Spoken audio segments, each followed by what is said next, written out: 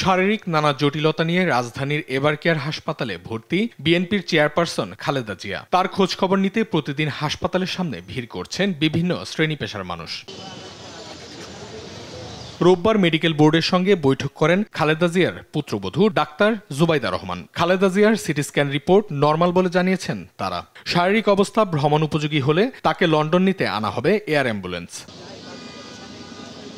এদিকে রাজনৈতিক পরিচয়ের বাইরে গিয়ে অনেকেই খালেদা জিয়ার অসুস্থতাকে মানবিক দৃষ্টিতে দেখছেন। হাসপাতালের বাইরে দাঁড়িয়ে কেউ কেউ কোরআন তিলাওয়াত করছেন, কেউ করছেন প্রার্থনা। মানুষের স্বতঃস্ফূর্ত এ প্রতিক্রিয়া তৈরি করেছে মানবিক পরিবেশ। অনুভূতি কাজ করতেছে যে তাকে আসলে যদি একটু দেখতে পারতাম, এই উদ্দেশ্যে আর কি আমরা তার রোগ মুক্তি কামনা করছি এবং তার সুস্থতা কামনা করতেছি। আল্লাহ তাআলা যেন ওনাকে খুব শীঘ্রই সুস্থতা দান করে বাঙালি জাতির প্রয়োজনে, আমাদের প্রয়োজনে, দেশের প্রয়োজনে আল্লাহ যেন ওনাকে অতি ত্বরিতগতিতে সুস্থতা দান করে।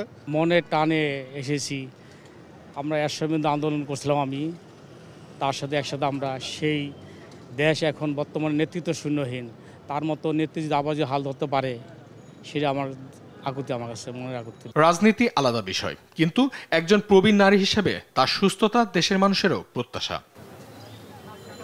অঙ্কন চৌধুরী, দেশ টিভি, ঢাকা।